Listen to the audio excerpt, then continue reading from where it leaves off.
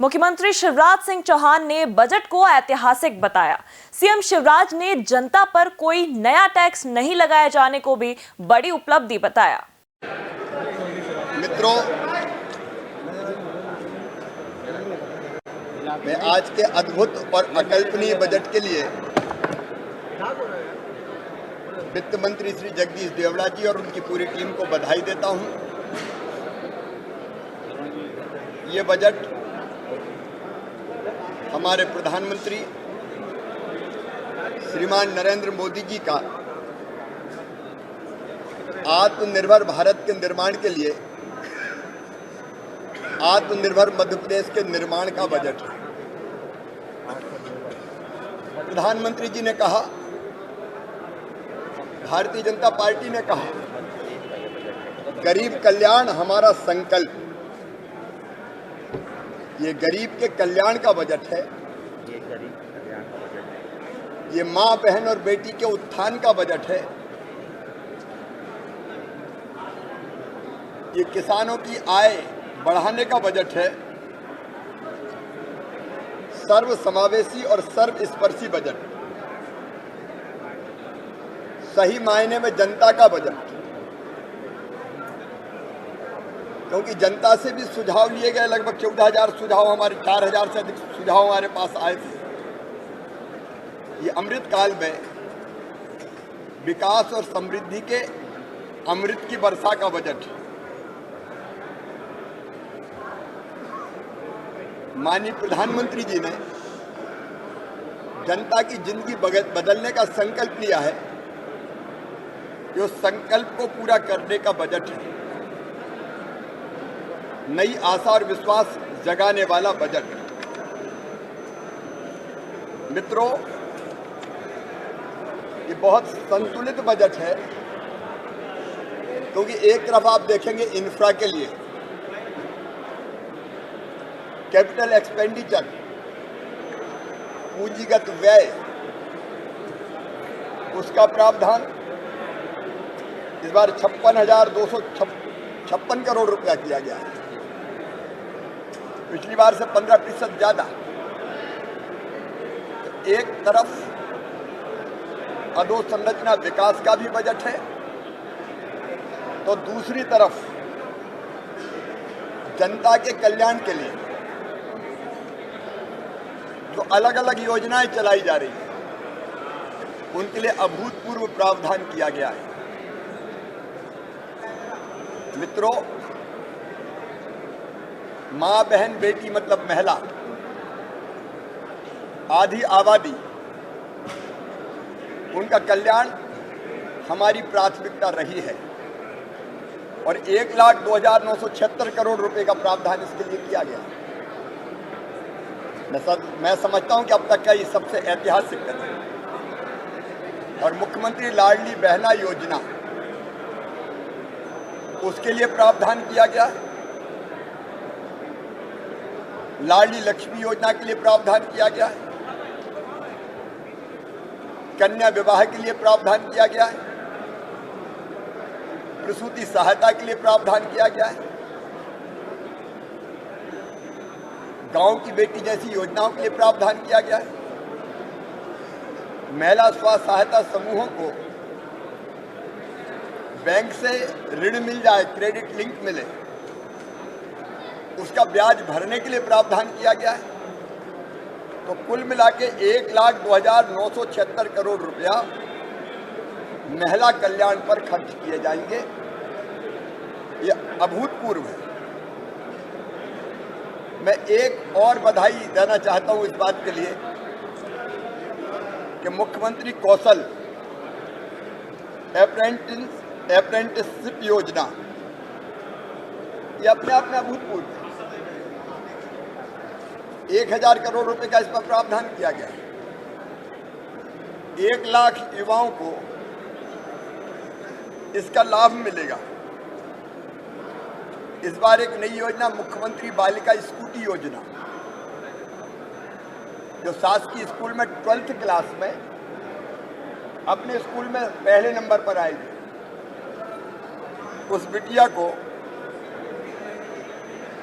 Scooty, ई scooty प्रदान की जाएगी।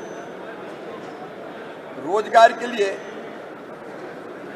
1 लाख से ज्यादा नौकरियों पर भर्ती चल ही रही है,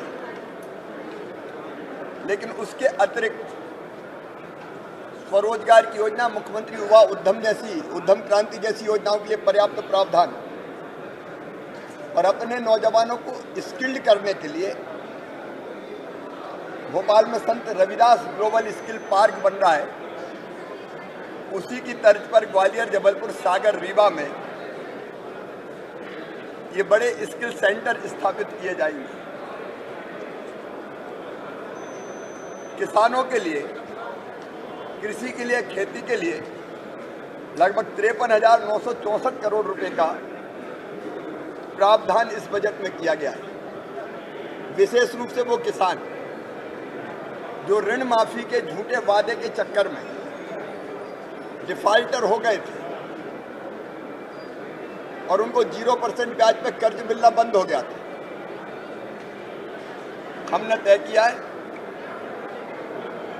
कि हम ये जो कर्ज है, कर्ज का जो ब्याज है सहकारी समितियों का, वो सरकार भरेगी ताकि 0% ब्याज पर फिर किसान को कर्जा मिल सके। उसके लिए 2,500 करोड़ रुपए का प्रावधान इस बजट में किया गया है। प्रधानमंत्री जी 6,000 रुपया देते हैं, हम 4,000 रुपया देते हैं। हमारा जो 4,000 रुपये की मुख्यमंत्री किसान कल्याण योजना है, उसके लिए 3,200 करोड़ रुपए का प्रावधान, 0% ब्याज पे कर्जा देने के लिए बजट में अलग प्रावधान। अरविंद जी बैठे हैं, सहकारी बैंकों को हम देते हैं। फसल बीमा योजना के लिए 2,000 करोड़ रुपए, बिजली बिलों पर सब्सिडी के लिए 13,000 करोड़ रुपए और भी अन्य कई योजनाएं किसानों के लिए पर्याप्त प्रावधान किया गया है। इससे खेती को लाभ का धंधा बनाने में और मदद मिलेगी। समाज के अनुसूचित जाति और जनजाति कमजोर वर्ग के लोगों को देखें तो जनजाति कल्याण के लिए 36,950 करोड़ रुपए, जो पिछले साल से 37% अधिक है, जिसमें सिकल सेल मिशन के लिए भी प्रावधान किया गया है 50 करोड़ रुपए का, और अनुसूचित जनजाति के लिए भी 26,087 करोड़ रुपए का प्रावधान किया गया है। पिछड़ा वर्ग के लिए, घुमंतु विमुक्त अर्धघुमंतु समुदाय के लिए बजट में विशेष रूप से प्रावधान किया गया है। शिक्षा पर 38,375 करोड़ रुपए, जो पिछले साल से 5,532 करोड़ रुपया अधिक है। और 2 विशेष चीजें, सीएम राइज स्कूल के लिए भी प्रावधान, ताकि उच्च गुणवत्ता वाली शिक्षा हम अपने विद्यार्थियों को दे सकें। और पीएम श्री योजना के अंतर्गत पीएम साहब जो पीएम श्री स्कूल बनाने वाले, उसमें स्टेट का शेयर भी हमने दिया है, उसके लिए भी 277 करोड़ रुपए का प्रावधान किया है। इससे शिक्षा की गुणवत्ता सुधरेगी। मित्रों, हमारे खिलाड़ी खेल के मैदान में बहुत बेहतर प्रदर्शन कर रहे हैं। खेलो इंडिया यूथ गेम्स के में हमने देखा, हमारे ओवरऑल मध्य प्रदेश कभी 8वें 10वें नंबर पर हुआ करता था, अब 3रे नंबर पे आ गया है। तो खेल का बजट 3 गुना ज़्यादा इस बार बढ़ाया गया है, 738 करोड़ रुपए का प्रावधान। हेल्थ के लिए अगर आप देखेंगे, स्वास्थ्य के क्षेत्र में और बेहतर सुविधाओं के लिए 16,055 करोड़ रुपए का प्रावधान, उनमें से आयुष्मान भारत के लिए 953 करोड़ रुपया और नए मेडिकल कॉलेजों के भवन के निर्माण के लिए भी पर्याप्त राशि दी गई है। चाहे सिंचाई हो और चाहे सड़कें हों, सड़कों के लिए 10,182 करोड़ रुपया, जिनमें पुलों का निर्माण और संधारण भी शामिल। सिंचाई जो बढ़ा के हमको 65 लाख हेक्टेयर तक ले जानी है, उसके लिए 11,049 करोड़ रुपया और बिजली के इंफ्रा को ठीक करने के लिए 18,302 करोड़ रुपए का प्रावधान किया गया है। गांव का विकास हो, ग्रामोदय हो या नगरोदय हो, दोनों के लिए पर्याप्त प्रावधान किया गया है। 24,443 करोड़ रुपए तो है ग्रामीण विकास के लिए, और उसके साथ प्रधानमंत्री आवास के लिए हर गरीब को पक्की छत मुहैया कराना है, ये फिर 8,000 करोड़ रुपए का प्रावधान, ताकि गरीबों के घर का सपना पूरा हो, उसको हमने किया है। नगरों के लिए भी 14,882 करोड़ रुपए का ऐतिहासिक प्रावधान किया गया है।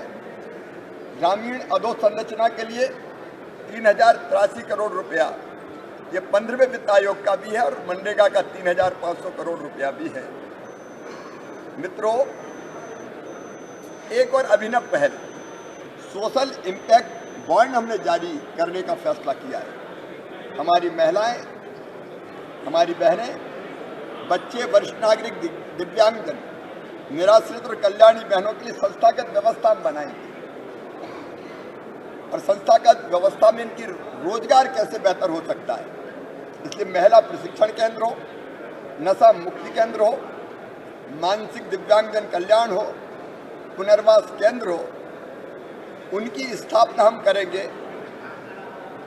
सामाजिक महत्व के कार्यों में जो राष्ट्रीय और अंतर्राष्ट्रीय स्तर पर प्रतिष्ठित सामाजिक संगठन है, उनके साथ मिलकर, इसके लिए हम सोशल इम्पैक्ट बॉन्ड जारी करेंगे लगभग 1,000 करोड़ रुपए के, और उसके लिए भी हमने 100 करोड़ रुपए का आउटकम फंड निर्मित किया है।